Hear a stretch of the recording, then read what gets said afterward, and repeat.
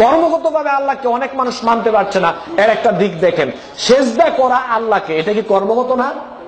সেজদা করা আল্লাহকে, এটা কি কর্মগত না? কর্মগত। তাহলে কর্মগত ভাবে দেখেন বাংলাদেশের মানুষ আল্লাহকে মানতে পারছে না। কিভাবে দেখেন, এদেশের অসংখ্য মানুষ আছে যারা একটা মানুষ হয়ে আর একটা মানুষকে সেজদা করছে। এরকম মানুষ কি বাংলাদেশে আছে না ভাই?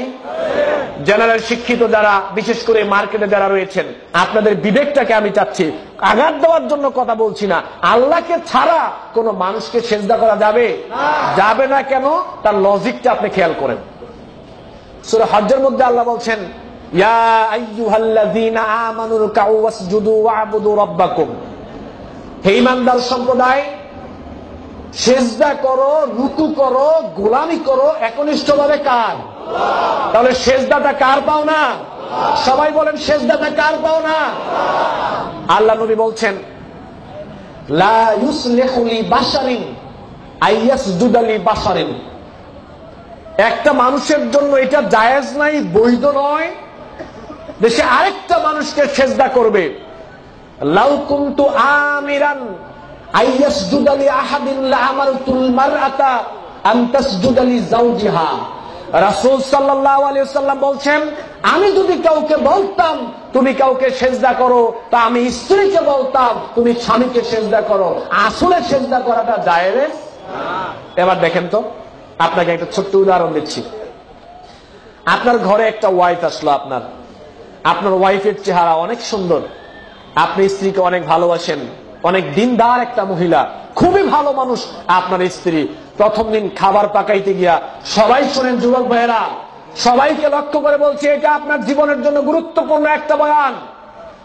আপনার স্ত্রী খাবার পাকাইতে গিয়ে তরকারির মধ্যে একটু লবণ বেশি দিয়ে দেয়, স্ত্রীকে তালাক দিবেন না? কেন দিবেন না? আপনি স্ত্রীকে অনেক ভালোবাসেন। আপনার স্ত্রী খাবার পাকাইতে গিয়ে তরকারির মধ্যে হলুদ আর মরিচ একটু বেশি দিয়ে দিল, স্ত্রীকে তালাক দিবেন? কেন দিবেন না? স্ত্রীকে অনেক ভালোবাসেন। আপনার স্ত্রী কাপড়টা আয়রন করতে গিয়ে আপনার 5,000 টাকা দামের একটা জামা আয়রন করতে গিয়ে পুড়ে ফেললো, তাও কি স্ত্রীকে তালাক দিবেন? কেন দিবেন না? যেহেতু আপনি স্ত্রীকে অনেক ভালোবাসেন, আর যেহেতু স্ত্রী তালাক পাওয়ার মতো ওই রকম বড় কোনো অপরাধ করে না। আপনি স্ত্রীকে অনেক ভালোবাসেন, স্ত্রীর চেহারা অনেক সুন্দর, অনেক দিনদার একটা মহিলা, স্ত্রী দৈনিক অনেক ভুল ত্রুটি হচ্ছে, তারপরও আপনি স্ত্রীকে তালাক দিবেন না। এবার আপনি আমার দিকে তাকান। এখন বাড়িতে যাওয়ার কথা রাত 12টায়, ঘটনাক্রমে আপনি চলে গেলেন রাত 10টায়। বাড়িতে ঢোকার পরে দেখলেন আপনার স্ত্রী অন্য একটা পুরুষকে নিয়ে আপনার বিছনায় শুয়ে আছে। আপনি নিজ চোখ দিয়ে এই দৃশ্যটা আপনি দেখলেন। এবার স্ত্রীকে রাখবেন কয়জনে? মন থেকে উত্তরটা দিবেন যুবক ভাইরা। এই স্ত্রীকে কেউ কি রাখবেন? রাখবেন না। কেন? স্ত্রীকে নাকি অনেক ভালোবাসেন। কোথায় গেল ভালোবাসা? স্ত্রীকে আপনি অনেক ভালোবাসেন, রাখবেন না কেন? স্ত্রী অনেক সুন্দর দিনদারি মহিলা, রাখবেন না কেন? আপনি রাখবেন না এই কারণে যে স্ত্রী আপনার হকটা অন্য একটা পুরুষকে দিয়েছে। এইটা অপরাধ? এইটা অপরাধ না? স্ত্রী যদি আপনার হক আরেকজনকে দিলে আপনি স্ত্রীকে তালাক দিয়ে দিতে পারেন। এবার আপনি একটা ঘটনা কিভাবে ঘটবে দেখেন। রাসূল সাল্লাল্লাহু আলাইহি সাল্লাম মুআজ রাদিয়াল্লাহু তাআলা আনহুকে লক্ষ্য করে বললেন, বুখারীর হাদিস, ইয়া মুআজ আতাদরি মা হাক্কুল্লাহি আলাল ইবাদ। মুআজ, তুমি কি জানো যে আল্লাহর প্রতি, বান্দার প্রতি আল্লাহর কি হক রয়েছে?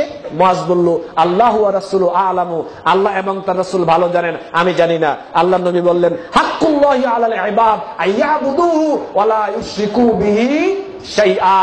আল্লাহর নবী বললেন, মুআজ, বান্দার প্রতি আল্লাহর হক হচ্ছে বান্দা একনিষ্ঠভাবে আল্লাহর হকটা শুধু আল্লাহকেই দিবে, অন্য কাউকে দিবে। এটা হচ্ছে বান্দার প্রতি আল্লাহর হক। এবার আরেকটা তাকান, মুসলিম শরীফের হাদিস। আল্লাহ নবী বললেন, আনতা আবুদাল্লাহ কাআন্নাকা তারাহু ফাইন লাম তাকুন তারাহু ফাইন্নাহু ইয়ারাকা।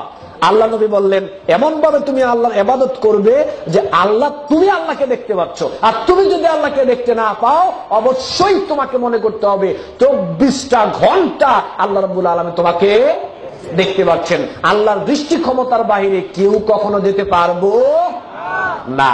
তাহলে আপনি দেখেন, আপনার সামনে আপনার স্ত্রী আপনার হকটাকে অন্য একটা পুরুষকে দেওয়ার কারণে আপনি স্ত্রীকে তালাক দিলেন, অথচ স্ত্রীকে আপনি অনেক ভালোবাসেন।